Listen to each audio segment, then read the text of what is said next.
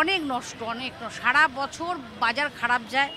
এখন অনলাইন হয়ে গেছে, নানান মল হয়ে গেছে, সারা বছর আমাদের এত খারাপ যায়। আমরা আশা করে বসে থাকি যে পুজোর সময় যদি একটু বাজার পাই, সারা বছরটা যদি তুলতে পারি। কিন্তু এরকমভাবে যদি এরম হয়, আর এমনই সময় হয়েছে যে কেউ নেই, মোটামুটি সবাই থাকে, যে যার মাল সেফটি করে যেতে পারত। এমন হয়েছে, এটা তো মাঝরাত থেকে জোর বৃষ্টিটা হয়েছে।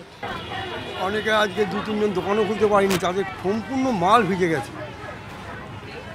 হ্যাঁ, তাই এখন দেখি তারা কী করবে। আর আমাদেরও বাজারও ঠিক ভেবেছিলাম আজকে একটা ভালো বাজার হবে, সেরকম লোকজন আছে কিন্তু সেরকম বেচা কেনা সেরকম নেই।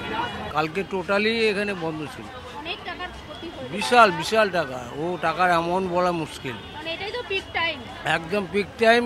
এইরকম পরিস্থিতি, এই যে ড্রেনেজ ব্যবস্থা যদি ভালো থাকতো, বা জলটা গিয়ে যদি পড়ে, বা জলটা সঙ্গে সঙ্গে এখানে ড্রেনগুলোকে একটু পরিষ্কার করে দিয়ে যদি করতো, তাহলে মনে হয় এত ভয়াবহ হতো না।